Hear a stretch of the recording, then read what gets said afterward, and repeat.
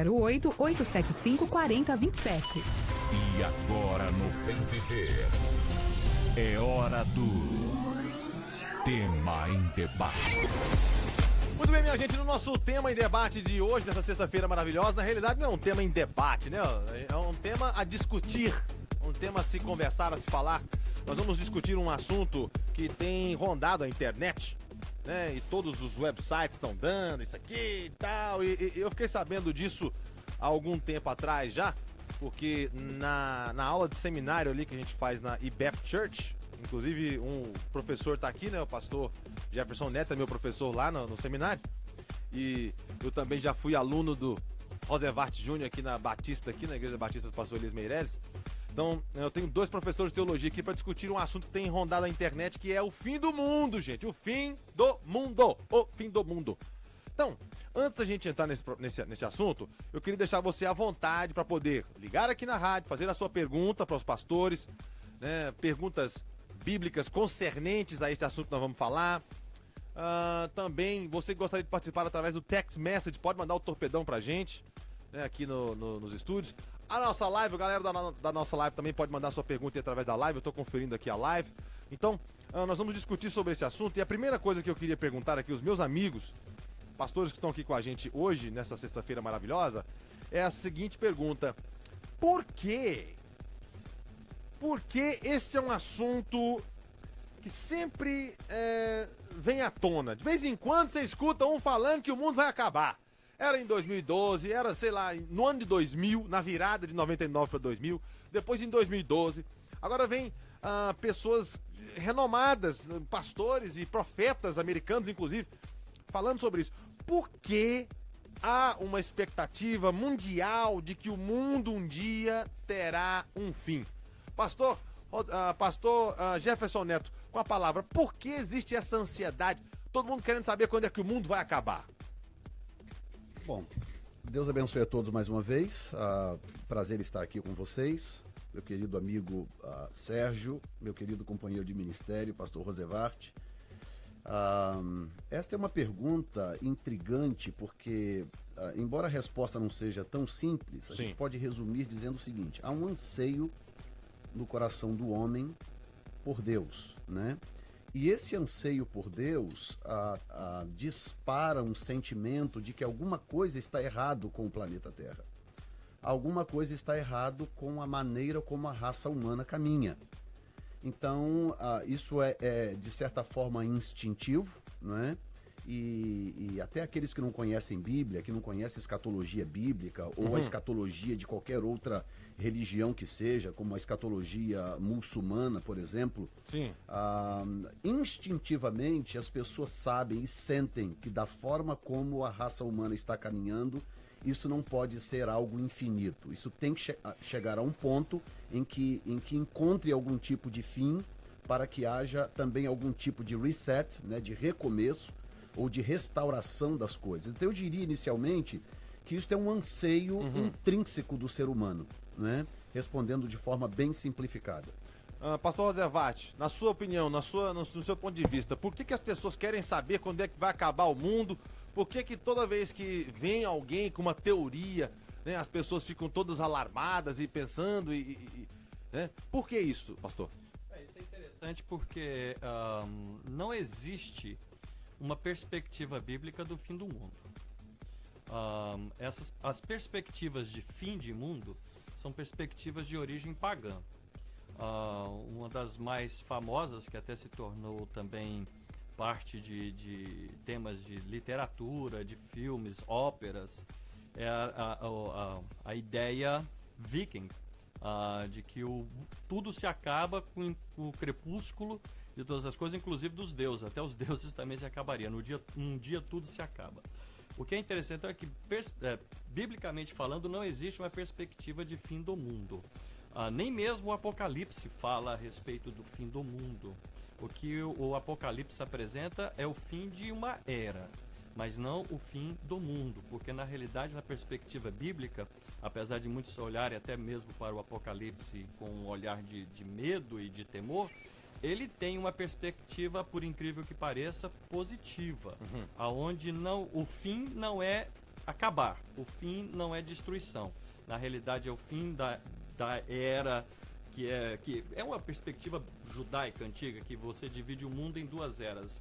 A era presente e a era por vir. A era por vir encerra com a era presente e estabelece a era dourada, áurea, que é a era onde Deus não destrói todas as coisas, mas interage plenamente com o céu e a terra. Por isso até a oração de Jesus, seja feita a tua vontade, assim na terra como no céu. É a esperança bíblica, a esperança judaica e principalmente a esperança cristã não é de um fim de mundo, Sim, mas de uma renovação de todas as coisas. Olha, gente, para você que ligou o rádio agora, nós estamos conversando aqui com dois doutores, dois realmente muito renomados pastores aqui, pastor Jefferson Neto e também pastor Rosevart Júnior, sobre esse assunto que está rondando todos os websites agora, sobre o fim do mundo. Estão dizendo que o mundo vai acabar amanhã, gente, amanhã!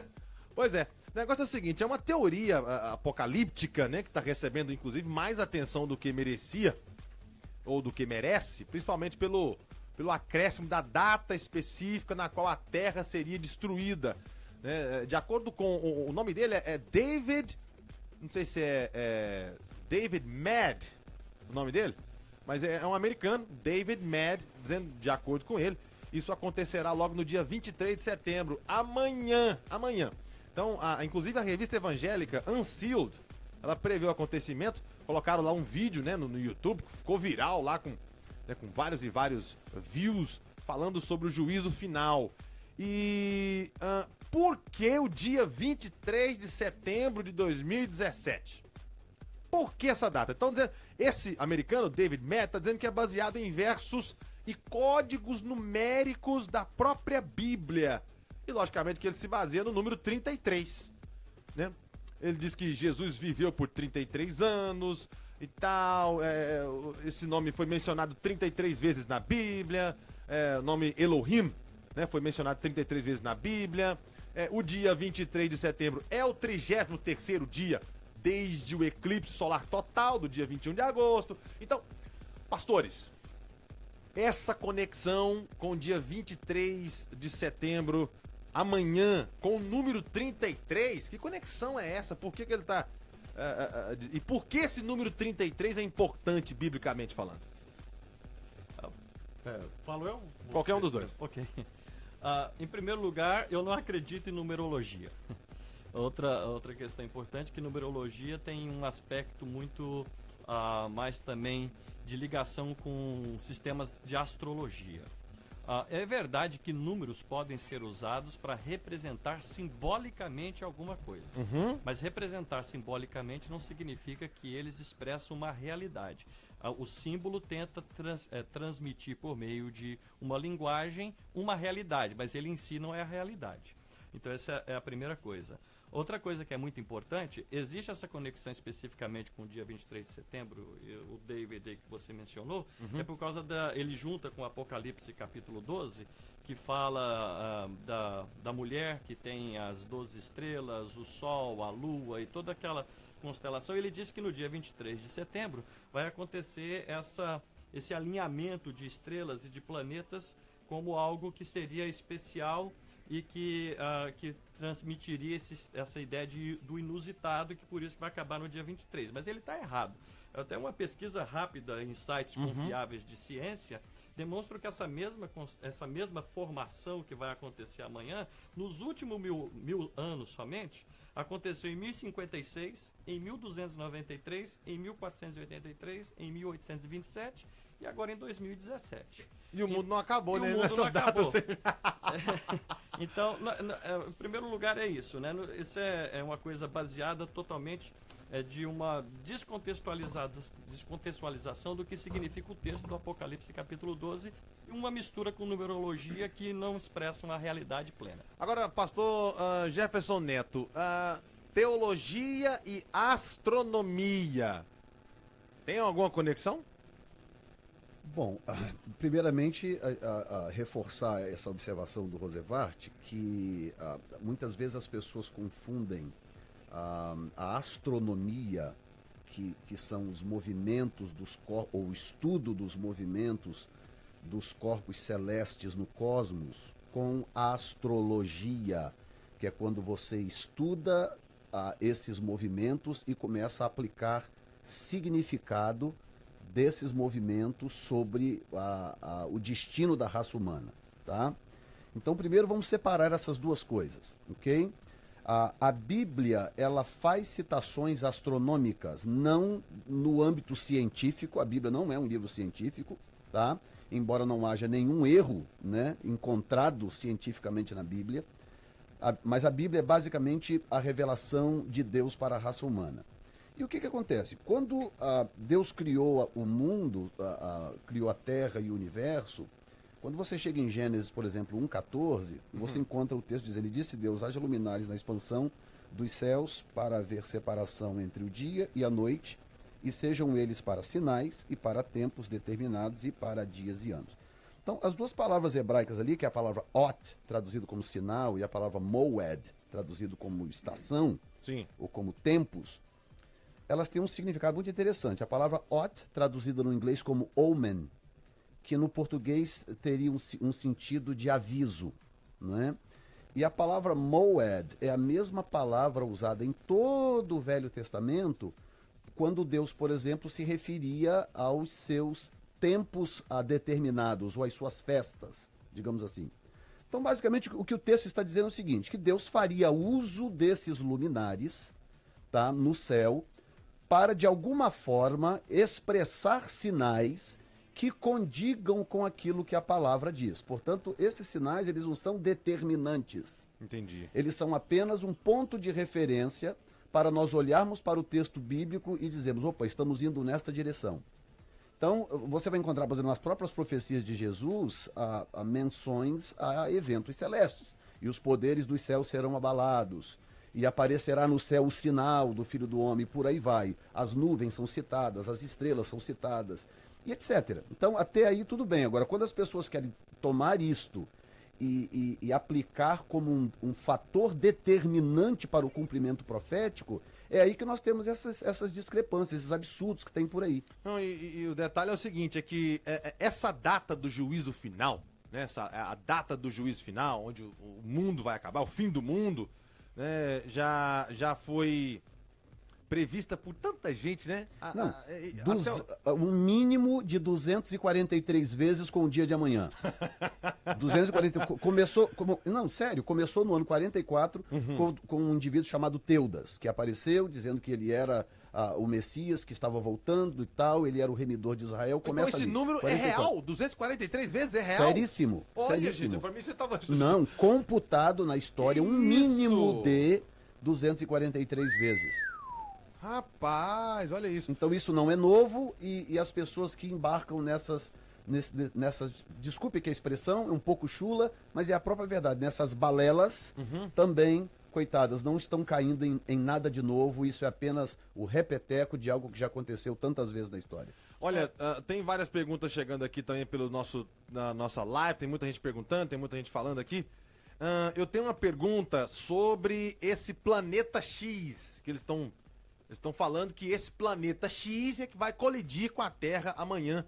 E eu queria saber, mas já, né? O chamado Nibiru, né? O planeta Nibiru, não sei se é isso. Nibiru.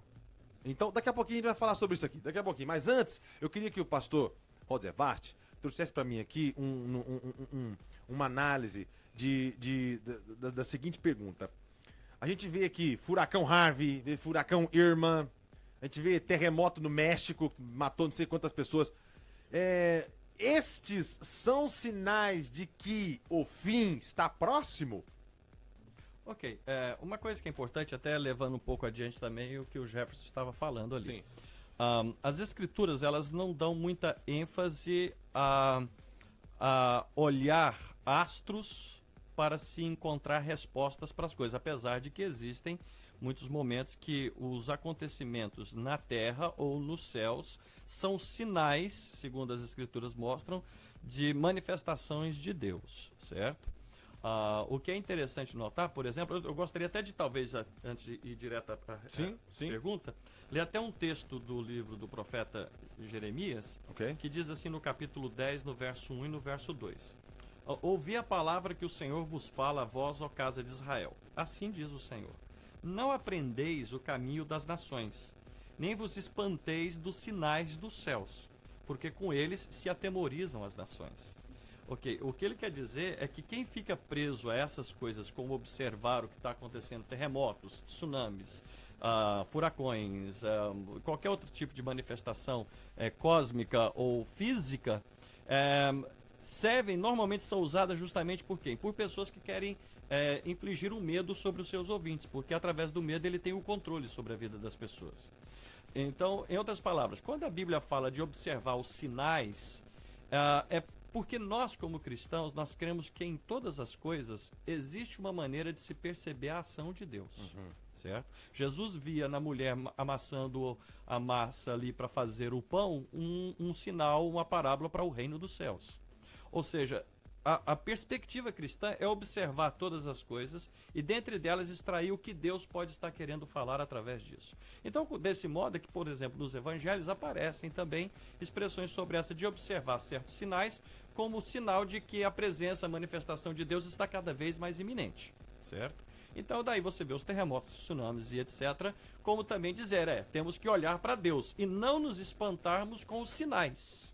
É isso que o profeta, o texto de Jeremias fala. Você observa os sinais te apontam para Deus, não para si mesmos. E quando aponta para Deus, ao invés de criar um pânico, cria uma confiança em Deus. Olha isso. Porque essa é a perspectiva bíblica. Qualquer outra perspectiva que usa o sinal para infligir o medo, o texto de Jeremias diz, esse é o modo das nações, esse é o modo dos gentios, esse é o modo dos pagãos, que querem infligir tudo através do medo. Qualquer pregador, qualquer pessoa que ensina dentro do contexto cristão que os sinais é para trazer medo para a sua comunidade, ele não está baseado numa perspectiva cristã, ele está baseado numa perspectiva pagã, Perfeito. que é o caminho das nações. O caminho de Deus é veja os sinais e confie em Deus. Extraordinário, extraordinário. Muito bem, gente. Olha, eu pego aqui uma participação aqui através da nossa live. Está dizendo o seguinte: para descobrir o fim dos tempos, precisamos somente olhar para o centro do mundo, observar a nação de Israel. Os ramos estão florescendo. Todos que eu já vi que tem uma teoria escatológica do fim dos tempos, observam a nação de Israel. Por que isso, pastor Jefferson Neto? Bom, isso aí é um pouco ambíguo, eu vou te explicar por quê. Quando Jesus estava falando sobre questões escatológicas, ele diz, não passará esta geração sem que isto aconteça. Esse texto é às vezes muito mal interpretado pela maioria das pessoas, que inclusive levou a esta nova data de amanhã, em grande parte, essa interpretação precipitada desse texto. Que a palavra ali, geração, não passará esta geração, é a palavra geneia, da onde vem, por exemplo, a nossa palavra genocídio. Então, o que é um genocídio? Genocídio é o extermínio de uma raça, tá? É o extermínio de uma nação. Então, a palavra geneia, embora ela possa ser traduzida como geração, como você vê ali naquele texto, ela também significa nação e ela significa tempo, tá? Então, quando a pessoa vem e diz assim, não, mas Jesus está falando da geração da figueira, que é Israel. Aí ele já determina, a geração da figueira são 70 anos de acordo com o Salmo não sei quanto. A geração da figueira tem que terminar não sei quando. Aí alguns estabelecem o início da geração da figueira para 1945. Outro estabelece o início da geração da figueira para 1948. Aí o outro estabelece o início da geração da figueira com a tomada de Jerusalém de 1967. Aí fica essa loucura, entendeu? Cada um apontando, tentando saber mais do que o outro e tentando ser mais doutor de gamátria mais do que o outro. E aí incorre num perigo que o Roosevelt acabou de falar, que é quando você pega pega a geometria ou a gamátria, que são os valores numéricos das expressões hebraicas, já que o hebraico não tem número, as próprias letras têm valor numérico, e isso é usado em toda a Bíblia pelo próprio Deus, e você transforma isso em numerologia, para começar a fazer cálculo, dizer, não, então vai ser tal dia. E as pessoas usam cálculos baseados em calendário juliano, gregoriano, em relação a acontecimentos judaicos que tem outro calendário, então é uma desorientação absoluta que as pessoas entram, e aí não poderia dar outra coisa senão o que a gente vê por aí, 200 e tantas vezes que marcaram para Jesus voltar, e ele não voltou em nenhuma dessas vezes, e vai acabar acontecendo como ele mesmo disse, que esse dia e hora ninguém Sabe. 5 horas mais 36 minutinhos no seu rádio. Você que ligou o rádio agora, você que entrou na nossa live agora, um grande abraço pra você. Obrigado pelo carinho da esmagadora audiência. Obrigado. Nós estamos aqui conversando sobre o fim do mundo, gente. Estão dizendo que o mundo vai acabar amanhã. Então é melhor fazer essa live agora, porque senão... Não, nós estamos aqui falando de coisa séria aqui no programa, nós estamos discutindo as teorias e por que as pessoas pensam sobre isso, por que é tão importante para a humanidade saber quando é que vai acabar o mundo, né? Essas teorias apocalípticas, né? Que na verdade é hoje, você sabe, né? Na verdade é hoje. Porque é amanhã, entre aspas, mas a partir do pôr do sol em Israel. Então o pôr do sol em Israel já aconteceu. Então nós já estamos em 23 de setembro em Israel. Olha, ou seja, o mundo já está em processo de acabar. Tem pergunta chegando aqui para vocês. O Arnildo Novaes está perguntando: os pastores creem na literalidade do Apocalipse? Literalidade do Apocalipse.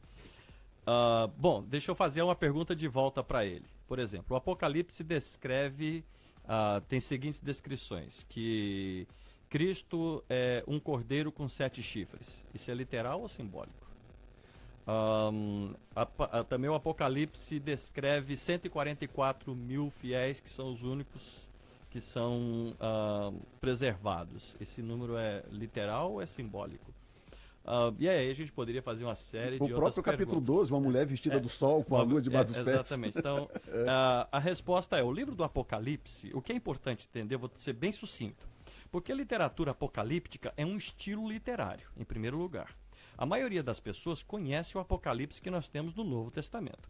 Mas o Apocalipse, só falando dentro do contexto judaico-cristão, foi um estilo literário que surgiu no, mais ou menos, dá datas a grosso modo para ficar fácil, entre 200 antes de Cristo e 200 depois de Cristo. Logicamente que 200 antes de Cristo são apocalipses estritamente judaicos. A partir do momento que isso influencia o pensamento cristão, também esse tipo de literatura é adotado pelos cristãos. E aí começa a florescer vários apocalipses.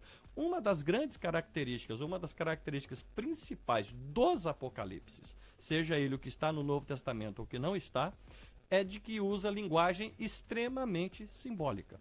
Porque a ideia do Apocalipse é trazer aquilo que a palavra mistério significa no sentido original da palavra. Mistério significa algo que para quem está fora não é compreensível, mas para quem está dentro é compreensível. Por isso Apocalipse significa não ocultar, mas revelar. Que é o que é interessante. Mas para muitos de nós hoje que não entendemos, não conhecemos essa linguagem apocalíptica, Apocalipse se torna sinônimo de destruição, de medo, pavor e de oculto. Quando na realidade Apocalipse significa revelação. Mas para quem que é revelado? Para quem entende a linguagem apocalíptica, que não é literal, que ela é simbólica, que será conhecida por quem conhece a linguagem. E aí é que um exemplo simples eu encerro. Porque se deixar a gente vai embora, né? Um exemplo simples. Imagine uma pessoa que nunca entrou numa igreja e nesse dia que ela entra, ela vê um batismo e logo a seguir participar da ceia na nossa forma evangélica, ok? De participar da ceia do Senhor. Para essa pessoa ver alguém, e se nós, né, lógico, batistas, né, aqui batizamos por imersão, aí o camarada vai e pergunta, bons batizadores. Essa pessoa não tem banheiro em casa, vai tomar banho aqui em público? O que significa o batismo para aquela pessoa que não conhece isso? É um mistério. Mas para a gente que está ali é tão claro, tão óbvio o que está acontecendo. O que significa comer esse pedacinho de pão e beber o cálice e depois abaixar a cabeça? O que tem de tão poderoso nesse negócio, mas a pessoa até cair a cabeça? O que mistério é esse? Mas não tem mistério. O mistério é para quem está fora. Para quem está dentro, é claro. O Apocalipse não é um livro de mistérios. Ele é um livro de revelações. Mas para entender as revelações, eles não podem ser tomados estritamente literal, mas tem que ser tomado como uma linguagem simbólica que se refere diretamente a quem recebe aquela mensagem. E eu queria só adicionar também, Sim, se me permite, claro, o fato de que imagine que você está há 2000 e poucos anos atrás, tá? No caso de João, ok? Numa ilha isolada, tendo visões que você mesmo não consegue explicar, porque são visões eternas, ok? Que você precisa descrever com o seu vocabulário da sua época e com o conhecimento que você tem da sua época, ok? E você tem que descrever de tal forma que aquilo possa ser entendido por qualquer pessoa em qualquer época. Então agora você imagina. Então, essa linguagem simbólica que o Roosevelt descreveu eximiamente, ela se faz necessária, inclusive, para manter aquela mensagem atemporal. Porque a pessoa que lia o Apocalipse há 2000 anos atrás, logo que ele saiu, ou há 1000 anos atrás, ou há 300 anos atrás, ou hoje, ou daqui a 200, 300 ou 1000 anos, seja lá quanto tempo for para que as profecias se consumem, o que acontece? Elas terão a mesma chance, a mesma oportunidade de entender e interpretar à luz dos sinais dados pela própria palavra. Por isso que é extremamente importante que textos escatológicos ou apocalípticos, como ele disse muito bem, sejam escritos em linguagem simbólica. E você não encontra isso só no Apocalipse, dos próprios profetas você encontra isso aí, tá? E a Virgem deu à luz, e o seu nome será Emanuel, que quer dizer Deus conosco. Então, coisas que os profetas diziam que não tinham sentido literal na sua época, mas podiam ser entendidos no sentido simbólico, que depois faria sentido quando aquilo se completasse, ou se cumprisse. Gente, olha, nós estamos aqui conversando sobre o fim do mundo que está marcado para amanhã, dia 23 de setembro.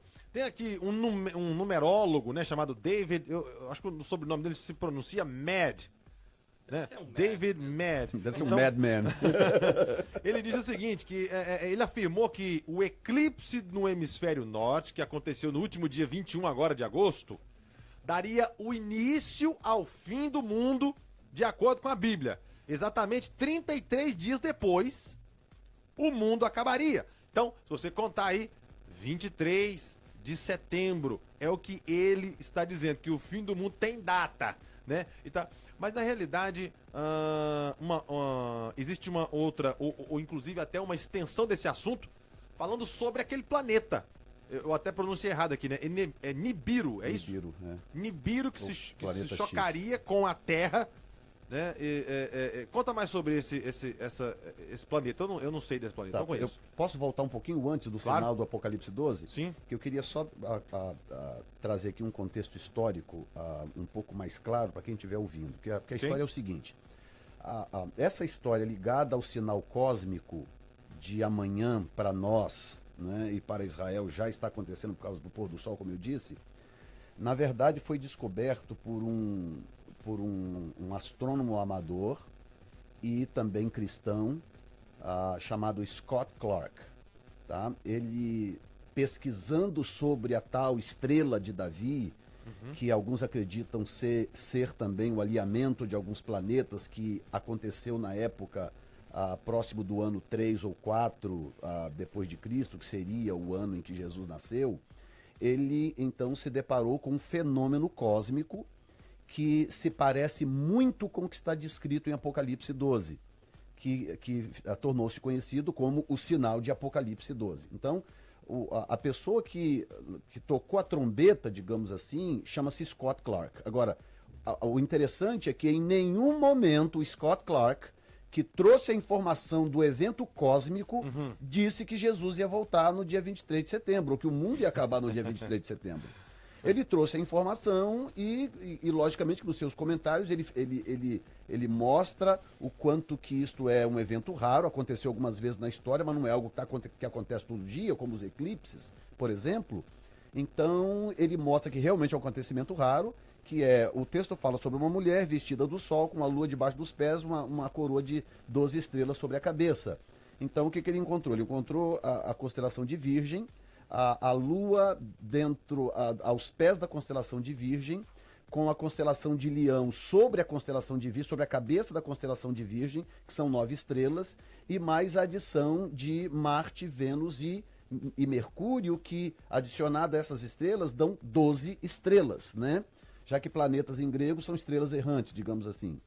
E aí fala sobre o filho que está grávida e tal, então ele soma tudo isto, o movimento de Júpiter, que é chamado de planeta rei, né?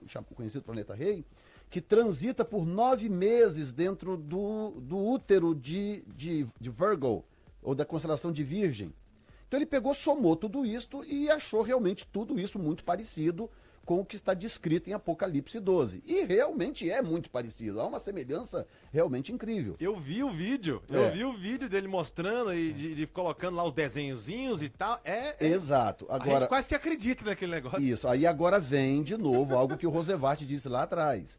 Que o que acontece quando você tem uma estrutura teológica sólida e a sua estrutura teológica é embasada no texto bíblico, no que o texto diz?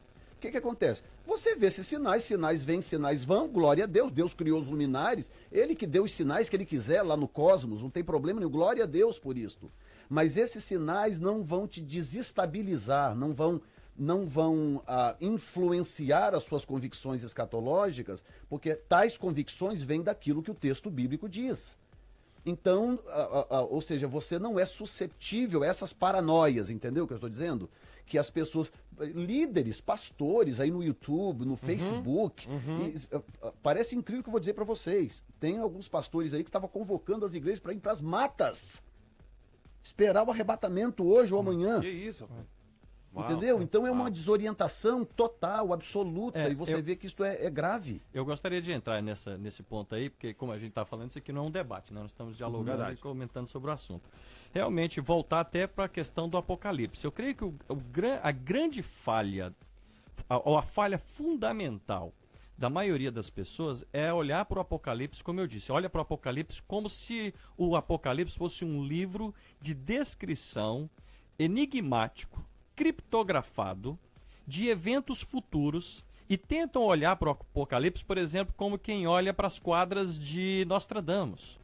O Apocalipse, ele é um livro que é muito claro, nisso o livro é claro, é que ele foi escrito para consolar, confortar, advertir, admoestar e encorajar as 7 igrejas da Ásia. E ele deixa claro que o que ele está falando no Apocalipse é algo para encorajar aquela igreja que estava sendo, ou aquelas igrejas na Ásia Menor no final do século I, quando foram duramente perseguidas por sua fé. Agora imagine o seguinte, olha, eu vou dar uma palavra de encorajamento para vocês, de esperança, mas fique tranquilo, porque tudo isso aqui só vai se cumprir daqui 2000 anos. Grande encorajamento. Eu estou tranquilo, daqui 2000 anos está resolvido o meu problema. Não, aquela linguagem é uma linguagem que se referia àquele momento também. O Apocalipse não é um livro criptografado, ele é um livro de símbolos. E o que é importante entender é que para entender essa linguagem eu tenho que entender que o Apocalipse ele é uma confluência de 4 tipos de linguagem, ok? O que eu vou dizer aqui rapidamente. Uma é o uso de textos do Antigo Testamento, certo? É muito logicamente baseado. Então você vê, por exemplo, às vezes os 4 animais, ou os 4 seres viventes, ou animais lá do Apocalipse, é uma mistura de querubins e serafins. Okay? Então ele vai lá no Antigo Testamento, pega as imagens dos serafins e querubins e cria a descrição dos seres viventes. Então ele usa muito linguagem do Antigo Testamento. Ele usa também uma linguagem apocalíptica que já tinha uma tradição de 200 anos antes dele. Por exemplo, no Apocalipse fala dos 7 Espíritos de Deus. Não é que Deus tem 7 espíritos, mas espíritos no Apocalipse e estrelas são referências a anjos. Então são os 7 anjos que assistem na presença de Deus. 12 estrelas, o mais provável seja referência a anjos. E o Apocalipse faz muita referência a anjos. Então isso significa que é um uso de uma linguagem apocalíptica. Primeiro Enoque fala dos 7 espíritos que assistem na presença de Deus, que são 7 anjos. Então ele tem esse uso. Ele usa também um vocabulário cristão emergente, que estava sendo formado já no final do século I. E uma outra característica, ele usa elementos da cultura da época.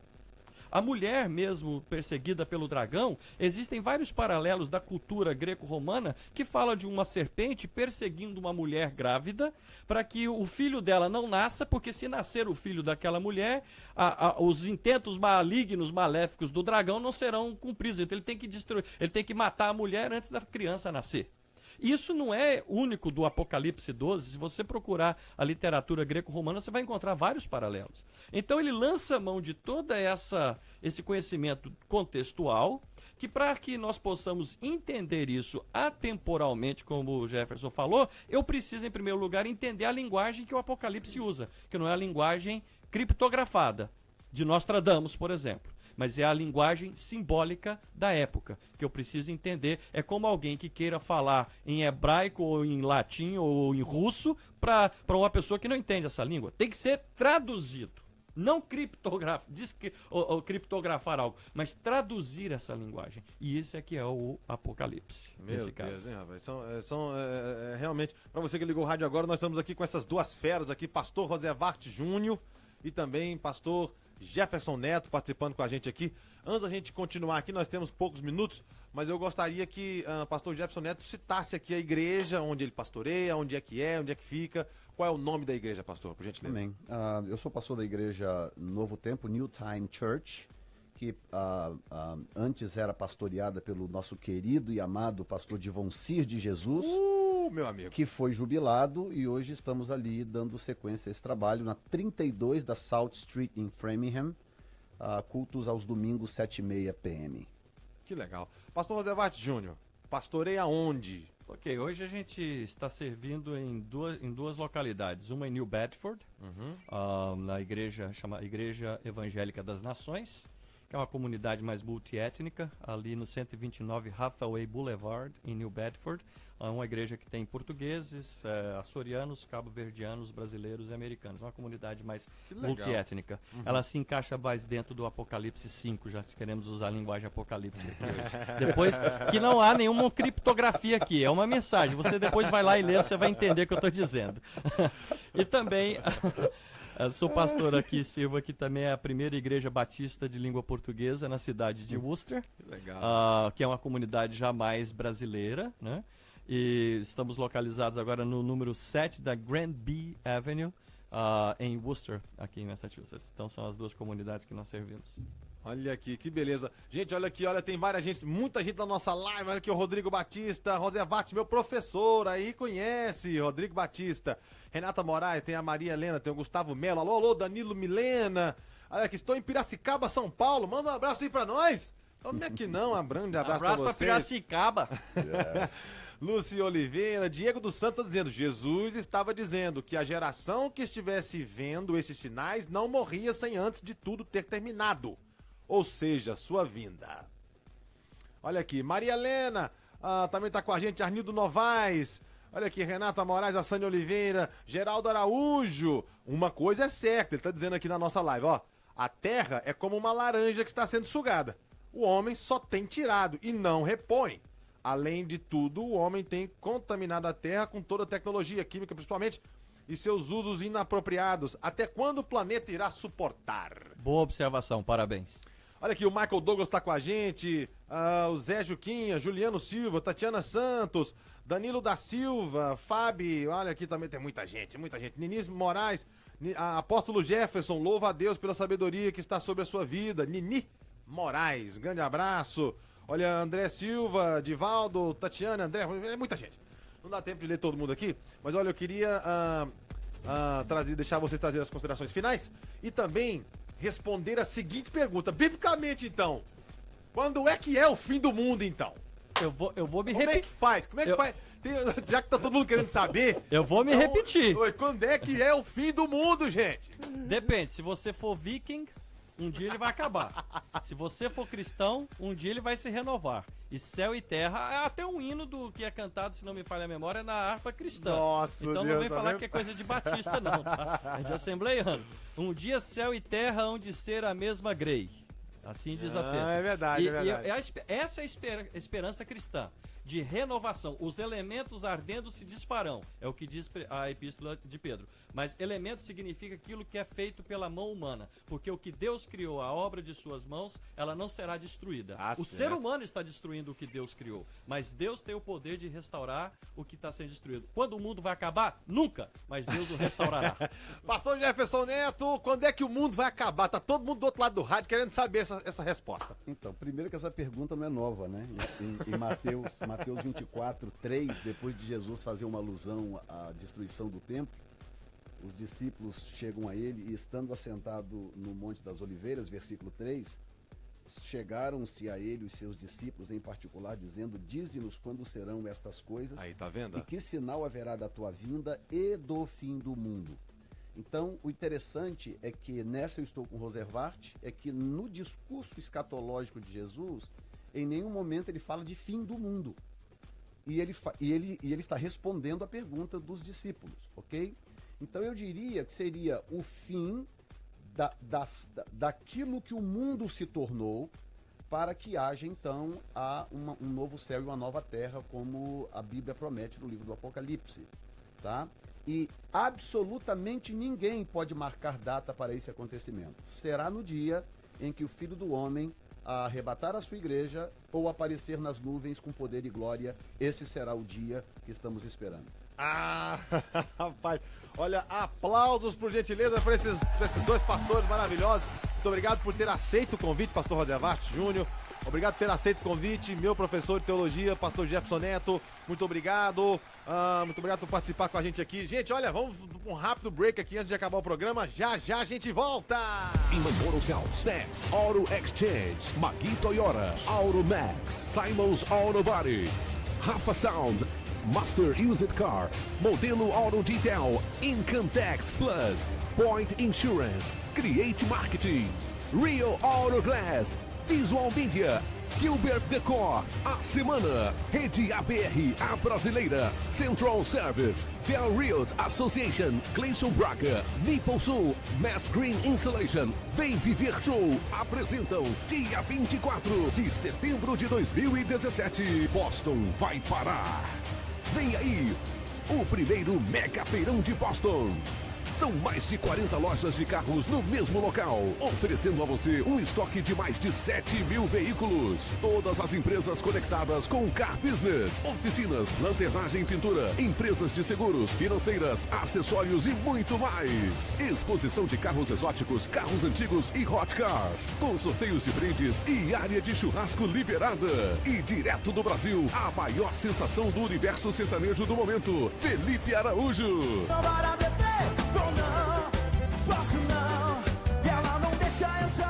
Alô, galera de Boston, aqui é o Felipe Araújo. Eu tô passando aqui para convidar todos vocês pro Mega Feirão de Boston, dia 24 de setembro, no aeroporto Pittsburgh. Você não pode perder. Tamo junto.